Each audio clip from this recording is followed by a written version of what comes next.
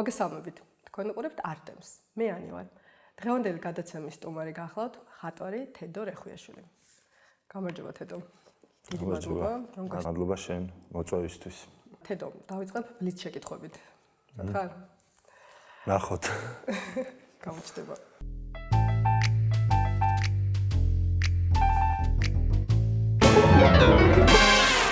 რა არის ისეთი რამ, რის გაკეთებასაც დიდი ხანია ოცნებობ? ძირითადად ვაკეთებ სულ იმას, რაც ძალიან მინდოდა. ანუ ბავშვობიდან რაღაცა მინდოდა, ეხლა დღეს ვაკეთებ იმას. სამი რამ, რაც საერთო გაქვს შენს მეწყვილესთან?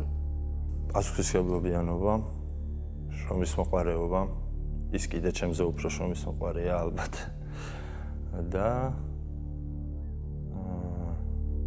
გრძნობიარეობა. ორივე ძალიან გრძნობიარეები ვართ. ისეთი ემპათიური, ესე ვთქვათ და სენსიტიური. ცხოვრებაში ყველაზე მადლიერი რის გამო ხარ? გამიმართლა და იმას ვაკეთებ, რაც მსიამოვნებს. და იმის გამო, რომ შემოქმედებით პროფესიაში ვარ. რომ შეგეძლოს, რას შეცვლიდი შენს ბავშვობაში? არ ვიცი, ალბათ არაფერს.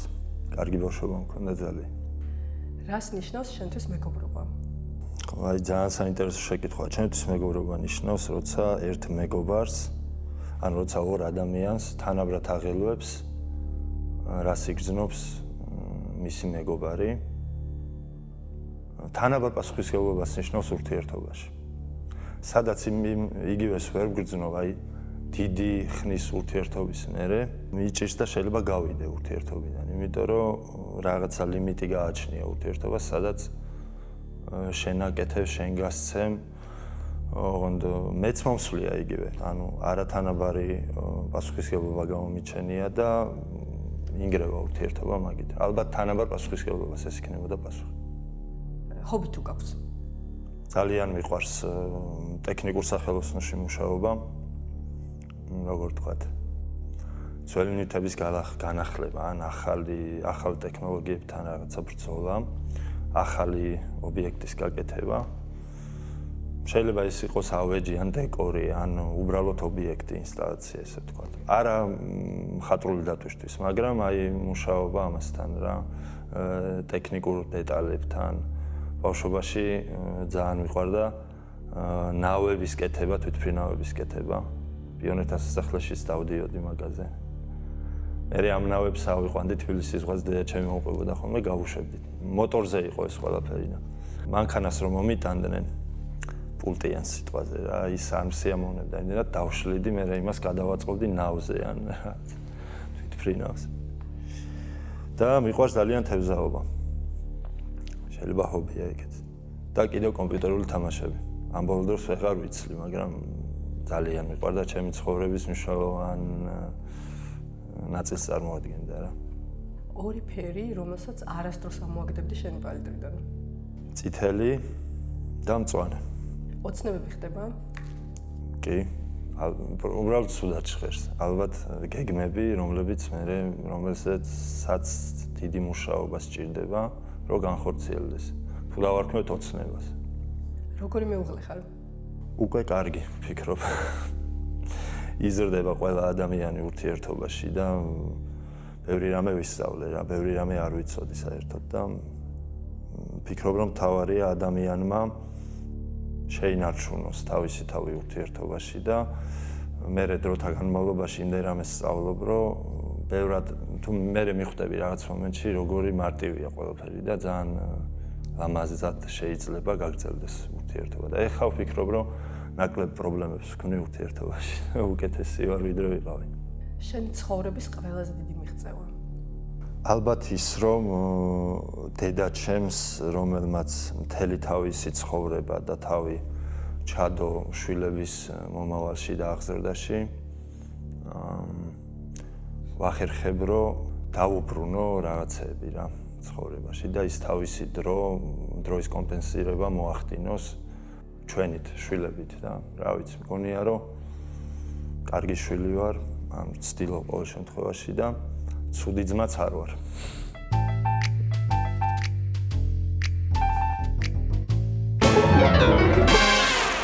რას შეცვლიდი შენს ხასიათებში? ურთიერთობებს შევცვლიდი, ურთიერთობების ჩამოყალიბების პროცესს შევცვლიდი. Როგორ თქვა, გახსნილი ადამიანი ვარ, ესე ვთქვა. ანუ ზოგს გონია რომ ჩაკეტილი ვარ და არ არის ეგრე და ამ გახსნილობაში მე პრობლემები შემქმნია ხოლმე, მაგალითად შევცვლიდი იმას, რომ ჩანიშვნა მიწევს ბევრი რამის, იმიტომ რომ კონცენტრაცია მიჭირს ზოგჯერ რაღაცებზე. ერთს რო ავირჩევ, იმაზე მუშაობ, მაგრამ მეორე ნაწილი ცხოვრების შეიძლება მავიწყდებოდეს და უფრო დისციპლინაში მოვაქცევდი რა და ასეთი ბევრი რამეა რა ხასიათში. შენი ძლიერი მხარე.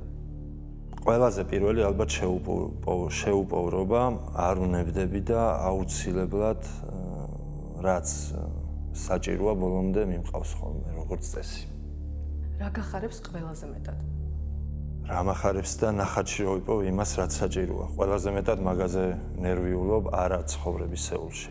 თუ ამ აბსტრაქტულ ნაწილზე ვისაუბრებთ, ძალიან ბევრს გონია რომ ხატრობა, გართობა, სიამოვნება და ამ დროს არის თუ პროფესიონალურად ვდგები და ნამდვილია ეს ყველაფერი, ძალიან დიდი სანერვიულობებია იქ და ძალიან მახარებს, როცა ვიპოვი რაღაცას და ვთვლი რომ ეს ნამდვილად ის არის რაღაც.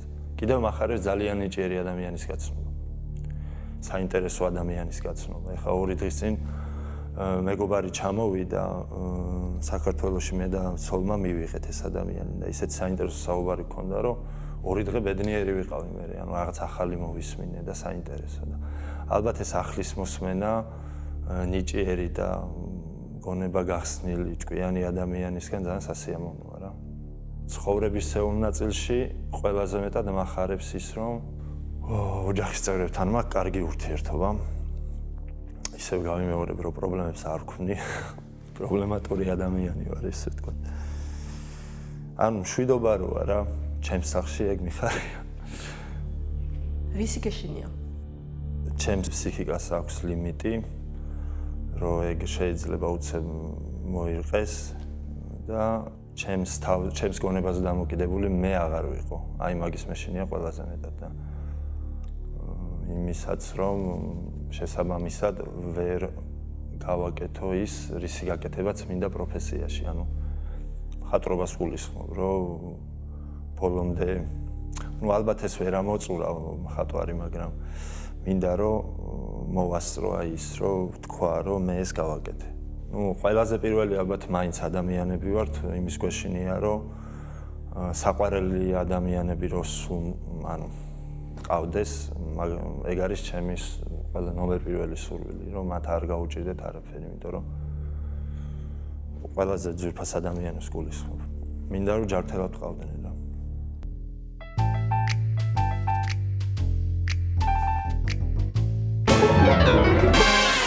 შენში რამდენი პიროვნება ცხოვრობს? მქონია რომ ერთიო, ბევრი რამე ხდება ამ ერთ პიროვნებაში. ეჭვიანი ადამიანი ხარ? ზოგჯერ ანალიზი მიყვარს ხოლმე, მაგრამ პროტესტი და არ გამოვხატა, აი მე როგორ ვარ, იცი, რაღაცა თუ არ მომწონს, და შეიძლება არც თქვა რა. ეჭვიანობა ალბათ უფრო გამოიხატება ტოქსიკურობაში, რომ მე ამ ყველაფერზე კონცენტრირდები და ვიღაცა წვალობს ეჭვიანობის შესაბამისად რა. არ ვიცი, მე არ ვარ, არ მგონი. ანუ შეიძლება არ გამოხატო, მაგრამ ეგეპარებოდეს კონკრეტულ ადამიანში ეჭვები ხშირად. აი რასაც ვხედავ, ჩემთვის ის არის რეალობა და აი იმის უკან რა ხდება, ну ეხლა შეიძლება ისეთ საკითხებზე ვფიქრობდე იმის უკან რა ხდება, რაც არის აი მაგალითად ფილოსოფია, ან აი ეს ანალიტიკა, ან რაღაცა და ეხლა ურთიერთობებზე და კონსპირაციებში არ ვარ მოკლედ ესე ვთქვათ რა. რომ არა მხატვარი, ვინ იქნებოდი? ძალიან მიყვარს სერფინგი, ალბათ ვიქნებოდი სერფერი, ერთ-ერთია. და სხვათა შორის ჩემი ხასიათიდან გამომდინარე, ვფიქრობ რომ ვიქნებოდი რატომღაც კარგი იურისტი, არ ვიცი. რა როლს თამაშობს შენს ცხოვრებაში სიყვარული? რაღაც ამინდია რა ალბათ რა ადამიანისთვის, რომ აი როგორი ამინდი გათენდება იმ დღეს შენზე რომ მოქმედებს, ეგრეა ის სიყვარული როგორ გამოიყურება ჩემთვის იმ წამს, ოღონდ ზოგჯერ იმდენად დიდია, რომ შეიძლება შეგჭამოს და აღარაფერი არ გაგაკეთებინოს და რაცა ბალანსი უნდა რა, ან შენი პირადი სივრცე ყოველთვის უნდა გქონდეს, ეს იქნება სტუდია თუ სადმე გასეირნება, აი მარტო ყოფნაც რო სიამოვნებდეს და მე იმდენად მიყვარს მარტო ყოფნა, რომ აი ეგ მეხმარება ალბათ რომ რაღაცა ბალანსი გავაკეთო, რომ არ წაიღოს ურთიერთობამ და სიყვარულმა. როგორ თქვა, ჩემი მე რა, კლიანად ისე რომ მე აღარ დავჩე მე რომ რაღაცაში თავი ჩავდო სრულად. ქვეყანა საქართველოს გარდა, სადაც იცხოვრებდი? ძალიან მიყვარს ესპანეთი რა. მე ვფიქრობ რომ რაიმე ერთ-ერთ სანაპიროზე ესპანეთის ძალიან მიყვარს. რას ვერ აპატიებ ადამიანს? იცი რა, აი ყველაფრის პატიება შემიძლია, მე ასე მგონია თუ გავიაზრებ რომ ადამიანი შეცდა, არ უნდოდა, მაგრამ შეცდა და თუ მიყვარს ამ შემთხვევაში. მაგრამ ზოგადად აი უპასუხისმგებლობა არ მიყვარს რა. რომელიც დროში გრძელდება, აი უპასუხისმგებლობა, რომელიც ხასიათში გადადის ადამიანს და მე ნერვიულობ ამაზე რა. რა აზრის ხარ რელიგიაზე? რელიგიას ზოგადად არ ვცემ პატივს, იმიტომ რომ ინსტიტუციებად ჩამოყალიბდა, რომლებიც იყო ადამიანებზე გავლენებისთვის შექმნილი და ასე შემდეგ რა. მე პატივს ვცემ მაგალითად მოაზროვნეებს, რომლებიც მაგალითად აი ქრისტიანობა რა.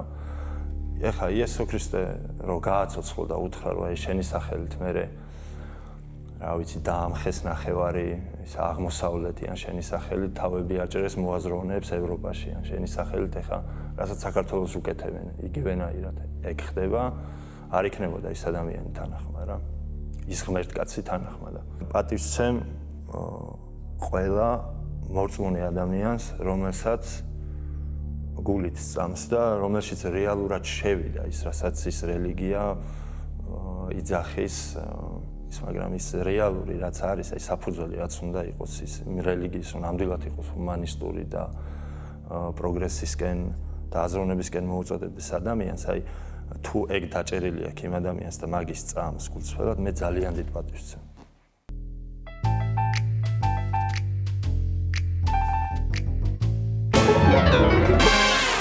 კატათო ძაღლი?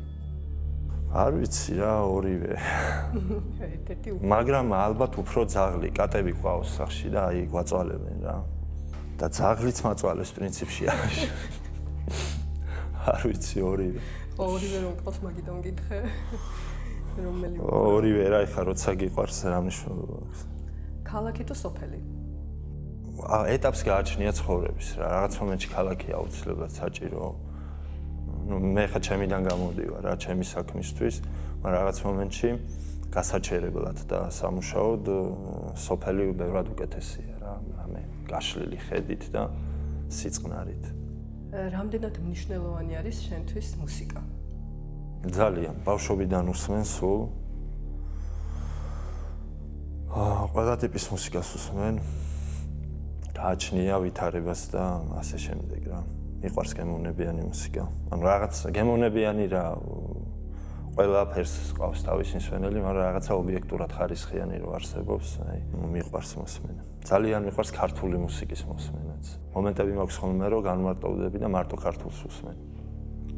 ოღონდ ხარისხიანს.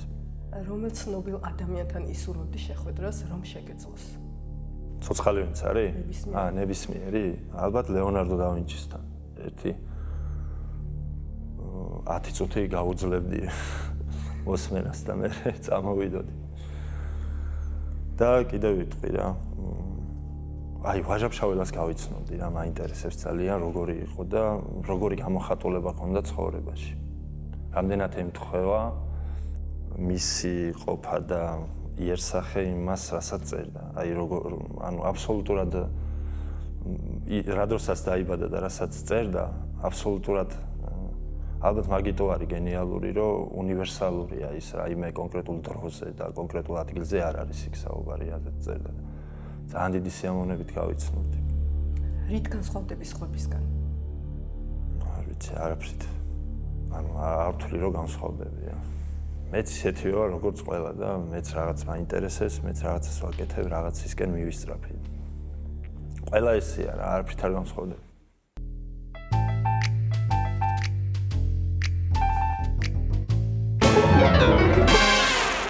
გადავდივართ გადაცემის მეორე ნაწილზე, სადაც უშუალოდ ვისაუბრებთ შენი შემოქმედების შესახებ. და ჩემი პირველი შეკითხვა, ბანალური, მარტივი, როდის დაიწყე ხატვა? პატარა ვიყავი ძალიან. ალბათ რავი, მე ესე მგონია რომ ყველა ბავშვი ხატავს რა, ზოგს მეტად სიამოვნებს, ზოგს ნაკლებად, მაგრამ ეს ფერთან ურთიერთობა, ხასთან ურთიერთობა ყველა ბავშვში მაინც არის და მე მომაქციეს ყურადღება მშობლებმა, ახლობლებმა და თავისთავად აღმოჩნდი ამ ამბავში, იმიტომ რომ 7 წელს ვიყავი უკვე პროფესიულ სამხატვრო სასწავლებელში რომ ვსწავლობდი. ათონელზე? ხო. მე ვასწავლედი მათ კიდევაც და ანუ ძალიან პატარამ რა, რაც თავი მახსოვს იქიდან. შენ თვითონ როდის გაიაზრე, რომ დავუშვათ ხარ მხატვარი? იცი რა, მაგ ხელა აზარტი არაფერში არ მქონდა. არავის არაფერს არ უშავებდი, მაგრამ მინდოდა რომ ყველაზე მაგარი ყოფილიყავი ბავშვობიდან მხატვარი, აი მახსოვს სამხატვრო სკოლაში ეს. ჭიდილებიც მქონდა ხოლმე, როგორ ვთქვათ, გაქანებით, ნიჭით, ვინც ემთხვეოდით ერთმანეთს, სულ ეჯიბრებოდით და ამან მე მაგარი შედეგი დადო ეხა კონკურენციამ უფრო გაგვზარდა ყველა. მე ალბათ რომ მივხვდი რომ ხატვარი ვარ და ეს იქნება და ნუ ამას არ უღალატებ და გავაგრძელებ, ეხა ადამიანს შეუძლია ნებისმიერ დროს გამოცვალოს საქმე და სხვა რამით დაინტერესდეს. არც მე გამოვრიცხავ მაგას კაცო, მაგრამ პირველად რო ეგ ვიფიქრე რომ აი მე ჯერჯერობით ამას გავაგრძელებ და ეს იქნება ჩემთვის ყველაფერი. 17 წელს ვიყავი რომ ვამთავრებდი იმ სამხატვრო სკოლას და ანუ გადაწყვეტილება უნდა მიმეღო განათლებას რა სფეროში გავაგრძელებდი და ну, კითხვის ნიშანიც არ მქონია რა, ესე ვთქვათ, არც ოჯახში, მე თვითონ პიროვნულადაც და პირიქით ძალიან დიდი მხარდაჭერა და ჩავაბარე სამხატვრო აკადემიაში და ამით გაგრძელდა რა. სამხატვრო სკოლა თუ არ ვცდები გრაფიკის მიმართულებით დაამთავრე. კი, მან როგორ არის, იცი, პირველი 5 წელი ყველაფერს სწავლობ რა და მე ირჩევ უკვე პროფესიონალურ გრაფიკას გააგრძელებ, ქანდაკებას, ფერწერას თუ გამოყენებით ხელოვნებას და მე ავირჩიე გრაფიკა რა.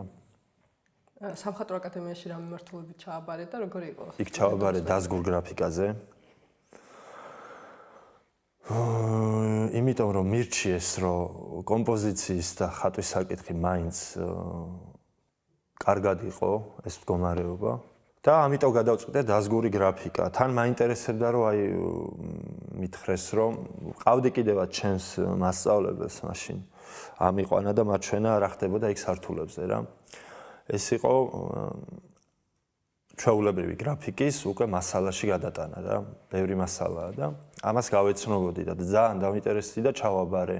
ვისწავლე 4 წელი ბაკალავრი, სადაც ძირითადი პერიოდი გავიარე მე გოგი წერეთელთან, მადლიერი ვარ, ჩემი უსაყვარლესი მასწავლებლის, პროფესორი გოგი წერეთლის და მეუღლე კიდე ნანა ცინცაძე და ამ ორი ადამიანის გამო ავირჩიე მე იგივე ფაკულტეტის მაგისტრატურაც, იმიტომ რომ ვიცოდი ვისთან ერთად გავაგრძელებდი კიდე უფრო გაღრმავებას ამ ყველაფრის და მე მაგისტრატურაში უკვე გაიზარდა ზომა ნამუშევრებისაც და ბევრი მასალა აირია ერთად და საერთოდ მე ეს გრაფიკული ტექნიკები გვერდით გადავდეთ და უკვე ფურცელზე, ქაღალდზე დავიწყე დიდ კომპოზიციებზე მუშაობა და ძალიან საინტერესო პროცესი იყო. ამ დაზგურ გრაფიკაში ისე რომელ მიმართულებას უფრო გამოარჩევდი შენთან რომელი უფრო? ჩემთვის ყველაზე საყვარელი იყო ლინოგრავიურა, იმიტომ რომ ძირითადად აკეთებენ შავ თეთრს. მაგრამ ფერადი ლინოგრავიურა არის ძალიან საინტერესო, თან რთულია და ბევრ შრეს მოიცავს რა, პირდაპირ გაგებითაც და სამუშაო პროცესითაც და მიყვარს ასევე ლითოგრაფია ძალიან. მიყვარს ძალიან ოფორტიც, მაგრამ ჩემი არ არის რა. ვიმუშავე მაგაშიც ბევრი, გამიკეთებია ბევრი ნამუშევარი, მაგრამ უფრო ლინოგრავიურა და ლითოგრაფია. სამხატვრო აკადემიის შემდეგ სწავლა გააგრძელე ამერიკის სამხატვრო აკადემიაში. კი, ოღონდ ძალიან დიდი გამოტოვება მქონდა აკადემიის მერე, დაახლოებით 4 წელიწად ნახევარი 5 წელი ვასწავლიდი და ცოტა ვხატავდი ძალიან რა და ამან გამანადგურა. ოღონდ სამწუხაროდ ჩვენს რეალობაში აუცილებელი იყო ის, რომ მაშინ სად იყო, რა ვიცი, შეკვეთა, ისე ჭირდა რა ძალიან რა. მიმუშავია ილუსტრაციებზეც. აი ისეთ გარემოში ვცხოვრობთ, რომ მთელი წიგნი გამიკეთებია. დაახლოებით 150 ნამუშევარი, აი მთელი წელი რო ჩავდე და მე უცებ გირეკავს დამკვეთი და გეუბნება, რომ პროექტი გაუქმდა. და ფულს არავინ არ გიხდის. აი წარმოუდგენელი რაღაცები ხდება რა აქ რა. და ამ დაბრკოლებებში შემოსავალი ხო ჭირდება ადამიანს და ძალიან ბევრი მე მიმართავს იმას, რომ სამწუხაროდ რომ მხოლოდ ასწავლოს. სწავლება მე ძალიან მიყვარს. ჩემი ცხოვრების მნიშვნელოვან ეტაპში ადგენდა და კიდევ გაგრძელდება ეს, მაგრამ როცა უკვე მთლიანად გართმევს შემოქმედებით დროს, ანუ ცუდია რა თვითონ ხატვრისთვის და ამ აუცილებლობების გამო მქონდა გამოტოვება შემოქმედებაში. მე უცებ ხვდები, რომ ასე აღარ შეიძლება მივატოვე ეს ყველაფერი და მივიღე გაწყვეტილება. ანუ ჯერ კიდევ მქონდა სტუდია, სადაც ვასწავლიდი. სარგებლობდა ეს სტუდია საკმაოდ კარგი სახელით უკვე და ბევრი სტუდენტი ყავდა. მაგრამ მაინც გადავწყვიტე, რომ ჩავემბარებინა საზღვარგარეთ და გამეგრძელებინა პროფესია რა ასე ვთქვათ. რით განსხვავდება იქაური სწავლება დაუშვათ საქართველოს? მეთოდიკა არის აბსოლუტურად განსხვავებული. ჩვენთანაც შემხვედრია მე მსგავსი ტიპის მასწავლებლები. ოღონდ ეს არის იშვიათად რა, მაგრამ სისტემა როგორც ესეთი სასწავლო, იქ აბსოლუტურად სხვა არის და არის ექსპერიმენტული ხასიათის, ბევრად უფრო მეგობრული მხატვართან, ანუ სტუდენტთან და სულ აი გამოცდილებების გაზიარების პროცესია იქ და ინტერაქციულიც არის ძალიან. ეხლა ჩვენთან აკადემიაში ყოველ 10 დღეში მოყავდათ ვარსკვლავი მხატვრები და შემოდიოდნენ შენ სტუდიოში, გიზიარებდნენ თავიანთ გამოცდილებას, შენს ნამუშევრებზე გელაპარაკებდნენ. აქ ეხლა ისეთ დონის მხატვრებზეა საუბარი, რომ აი ვინც ყველას უნდა რომ მათ პოზიციაზე იყვნენ შემოქმედებაში. არა მარტო წარმატების კუთხით, ანუ თვითონ შემოქმედების ხარისხის მხრივაც.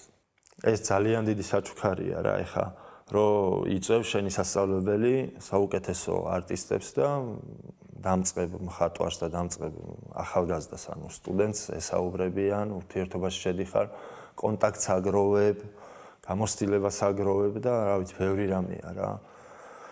გარდა ამისა იყო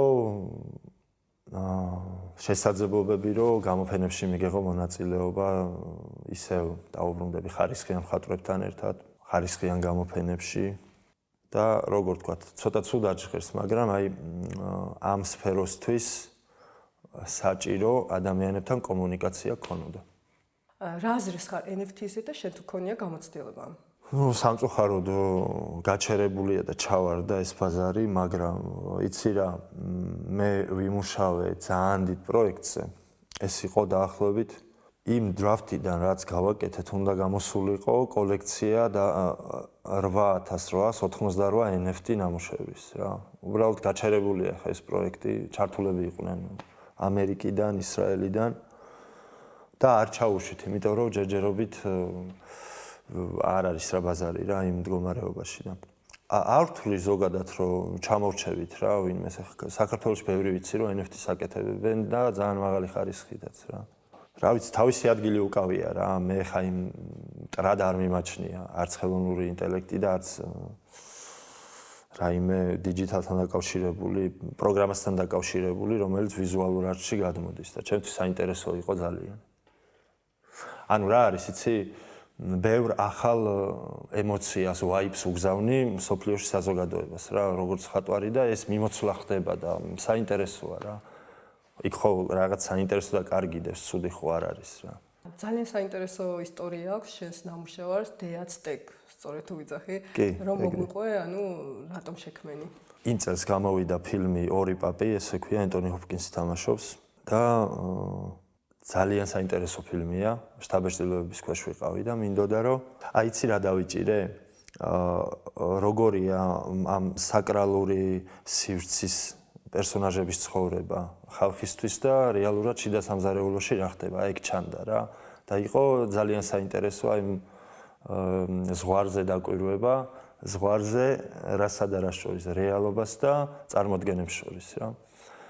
იქ იყო ერთი კადრი, მუსიკას რო უსმენენ, ეს ორი მთავარი პერსონაჟი და კოკა-კოლას სვამენ, როგორც მახსოვს და ეს ორი პერსონაჟი გადმოვიტანე იმ როგორ თქვათ, digital ხასიათის სივრცეში, რასაც მაშინ ხატავდი. ეს არის აცტეკი, ერთ-ერთი რუკა, ერთ-ერთი ტურია Counter Strike-დან, შუთერი თამაშია ესეთი.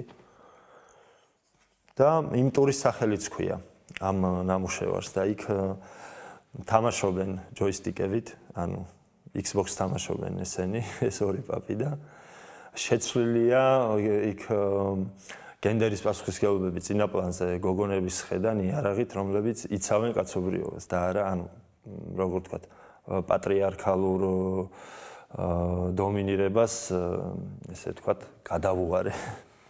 და გოგონებმა დაიცვეს პაპები რა, ასე მამაკაცები. შენ ძალიან ბევრი ნამუშევარში იგრძნობა იუმორი. განსაკუთრებით გამოვარჩევ მეუღლე, მე მგონი ირმის ტანით, ხო? თუ სახით შulis. ხშირად ცდილობ, რომ ესე ხიარული იყოს, ასე ვთქვათ, შენი ნამუშევრები თუ რას ცდილობ ამითი გადაიტანო? ამ ჩანართებით? კი. ზოგადად საინტერესოა თლად სერიოზულად რო არ უყურებ რაღაცებს, ანუ რეალურად ჰაერშია გამოკიდებული სიცოცხლეც, მთელი სამყარო, მთელი ღირებულებებიც არაფერი სტაბილური არ არის და აი ესეთი დაღვინებული სიდინჯით არ უყურებ არაფერს რა. ყველაფერი დენადია, ესე ვთქვათ და ნამუშევრებში ეს იუმორის, სარკაზმის აი ამრევი ხასიათის სიმბოლოების შეტანა სიამოვნებს. აი რაღაცა დისონანსი რო ჩნდება, ჩემთვის საინტერესოა რა. და ეხა შენ ორი ნამუშევარი რაც აღნიშნე, მანდ კიდე დინჯია ეგ ისა იუმორისტული ჩანართები და სიმბოლოები. რაღაცის გაშარჟება აი საინტერესოა, რაც დრო რო გადის, მერე თავისი ჩარჯდება და ეხა ვიღაცა თუ წინასწარ იტყვის, ანუ ვიღაცა რაღაცის პარალელურად თუ გაჩვენებს, რომ ესე სერიოზულადაც არ არის საქმე რა. რაღაცა არეულობა რო ხდება ნამუშევარში მე მომწონს.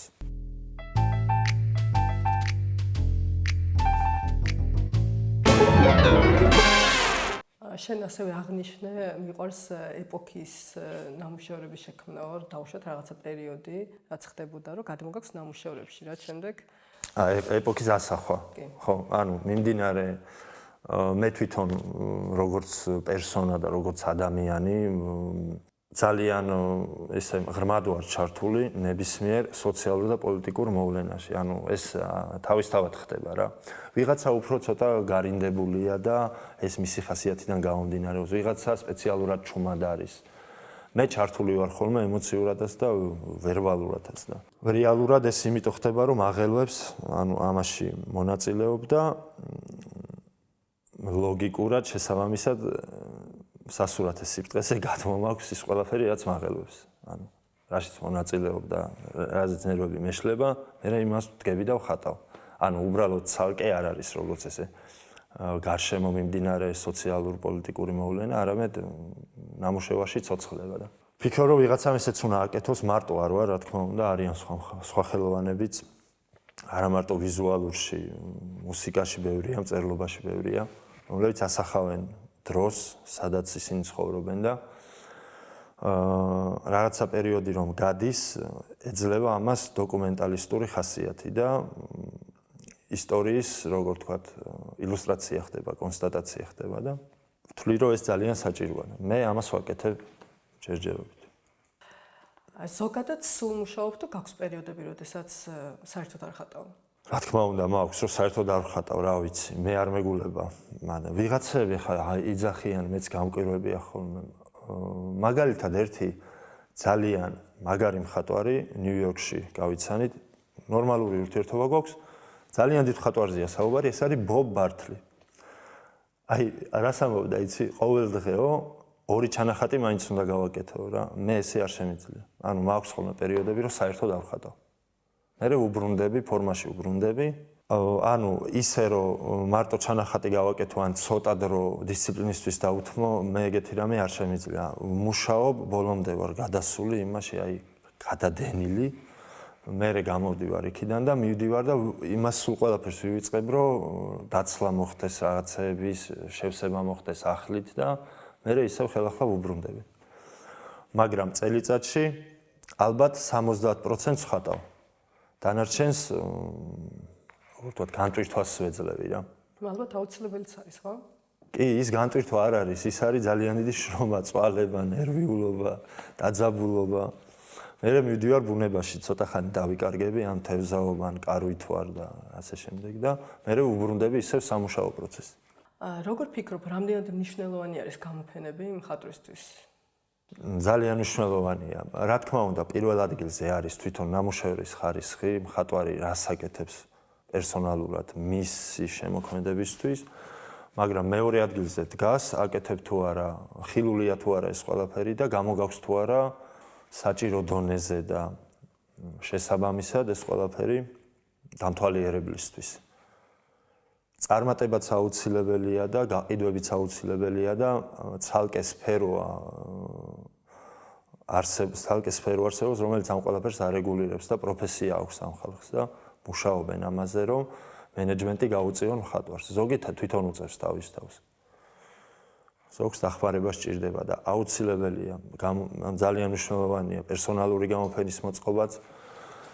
მაგალითად, ამერიკაში რაც მე ვნახე, ჯგუფურ გამოფენებს ძალიან დიდი მნიშვნელობა ჰქონდა.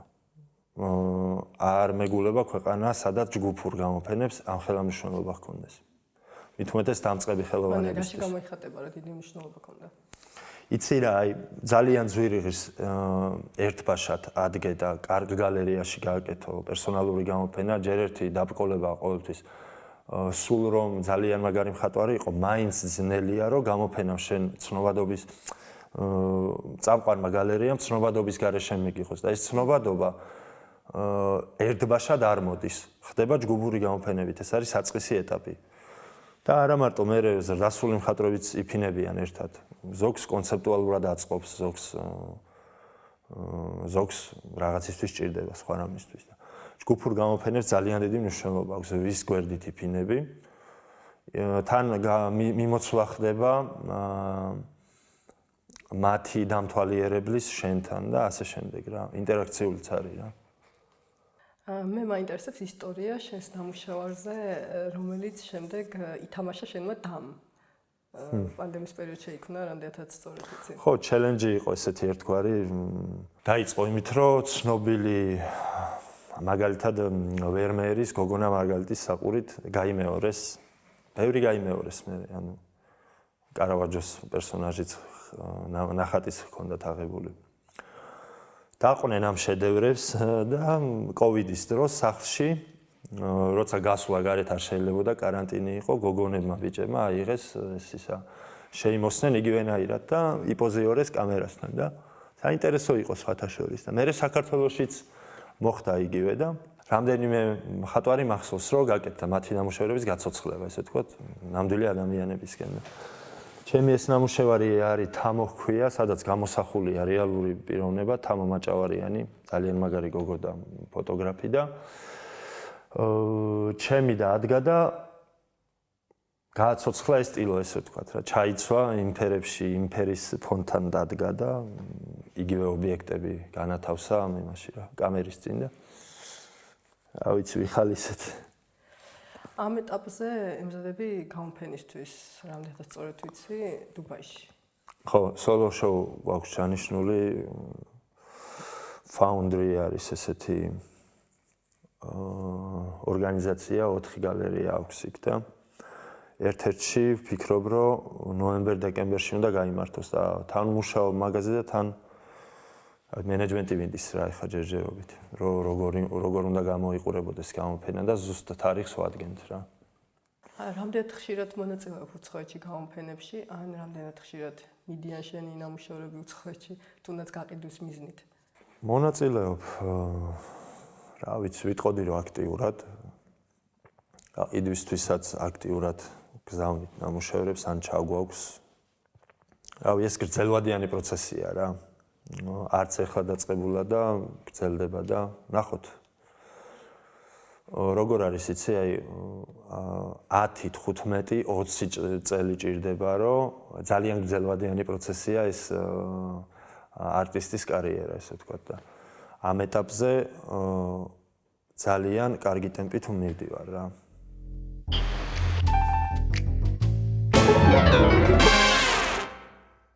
შენს ერთ-ერთ დასრულებულ პროექტზე მინდა ვისაუბროთ, ნამუშევარი გამოფენილი იყო კორიდორში. რატომ შეიქმნა ეს ნამუშევარი?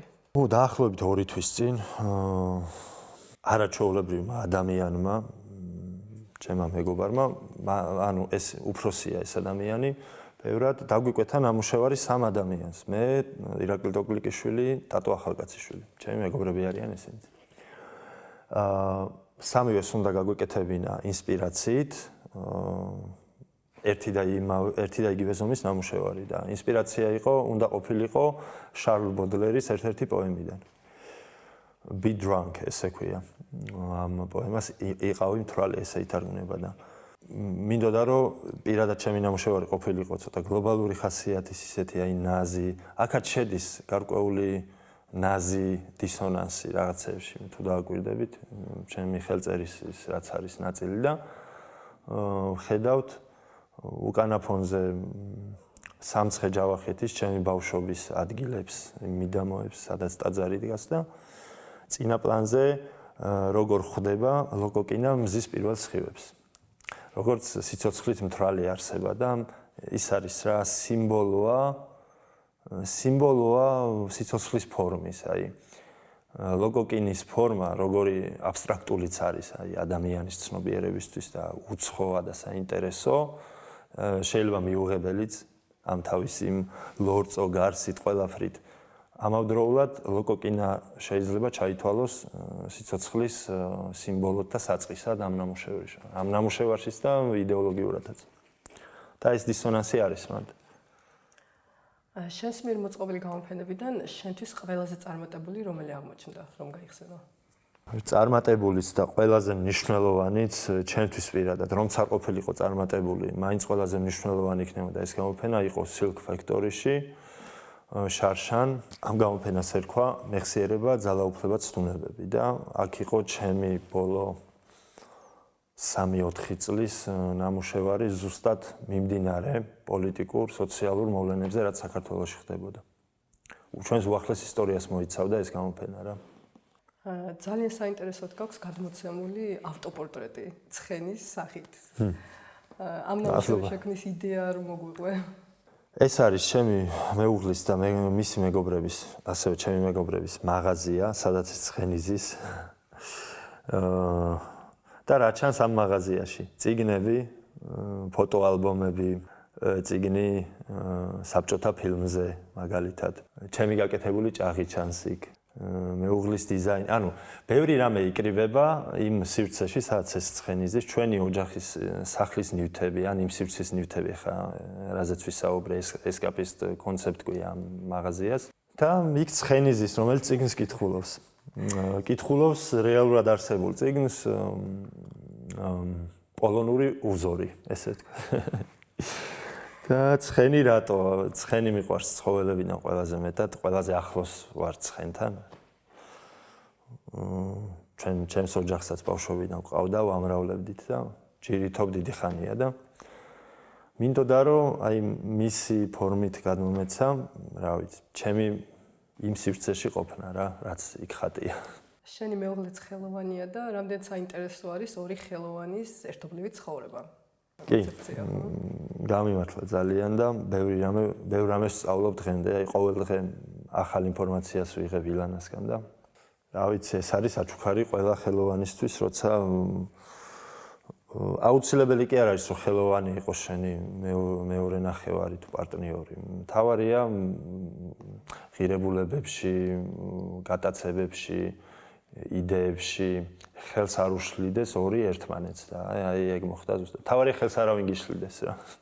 ალბათ ხელშეწყობა უფრო არის ხო ორი ხელოვანი როცა ერთად ცხოვრობს. კი არის, ანუ დაინტერესებულია ძალიან იმით, რასაც ვაკეთებ და აი წერან მენეჯმენტი ბევრჯერ ვახსენე.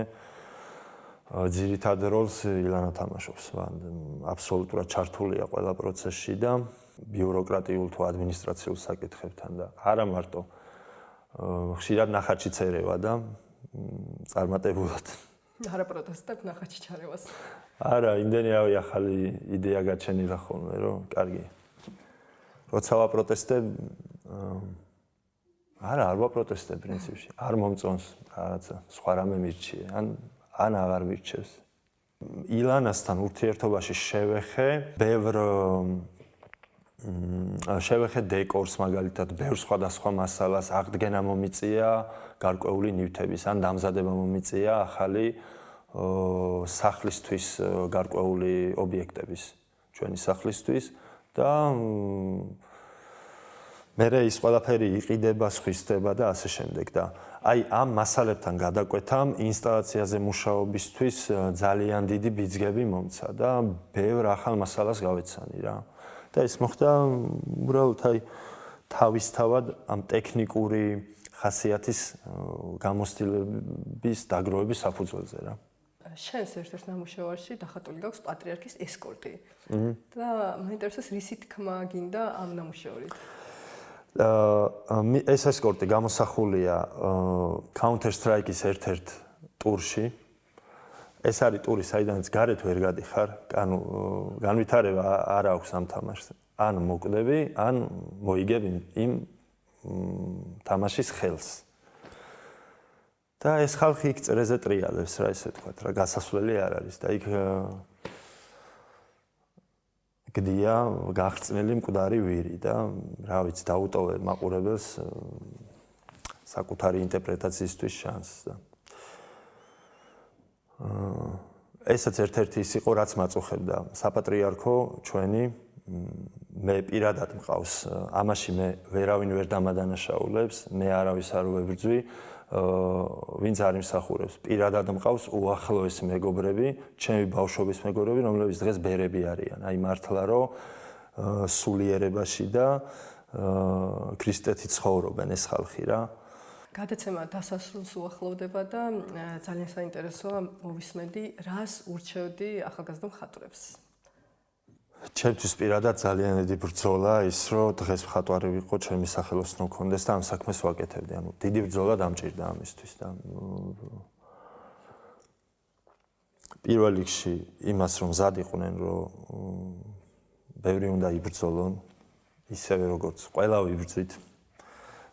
ჩვენ კიდე არ ვიცით ნამდვილი ბრძოლა რა იყო 90-იანებში, როგორ გადარჩნენ აქ მხატვრები და რა ამხელა მსხვერპლი გაიღეს იმისთვის, რომ დღეს მათი შემოქმედება არსებობდეს და მაინც მიუხედავად რეჟიმისა, მიუხედავად იმ სიდუხჭირისა, საქართველოში იყო, როგორ დარჩნენ ეს ხალხი მხატვრებად და რამხელა როგორ არ გაწყვიტეს, ანუ გეფი არა გვაქვს რა, მაინც არსებობდა აქ ხელოვნება და გააგრძელა ამან არსებობა.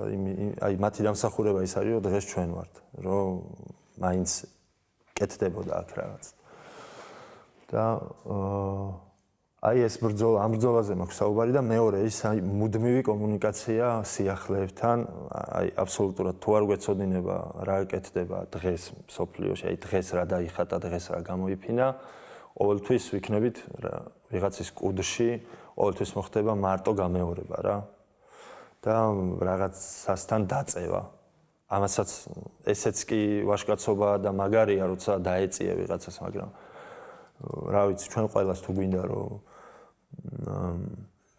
აი დროში ადეკვატურად რაღაცის ორგანული ნაწილი ვიყოთ ამ სოფლიოში მიმდინარე შემოქმედებითი პროცესების, მაშინ მუდმივი ჩართულობა მოგვეთხოვება თანამედროვე ხელოვნებაში არსებულ პროცესებთან და ალბათ მეორე ეს იქნებოდა რა, მეორე ადგილზე რჩევა და მესამეც უნდა იყოს რაღაც ბევრი მუშაობა. აი, ნახეთ, მე აქ ეს მაქვს. რამდენიმე მხატვარს ვიცნობ, ვისაც ეს აქვს, ფუნჯის და ფანქრის ჭერისკენ. ამით იმას არ ვიძახი, რომ ვიღაცა შეიძლება წელიწადში ერთხელ ხატავდეს შედევრს, მაგრამ ბევრ მუშაობასაც დიდი მნიშვნელობა აქვს. ძალიან დიდი მადლობა თედო, ძალიან საინტერესო იყო შენთან საუბარი. მადლობა თქვენ, შენ.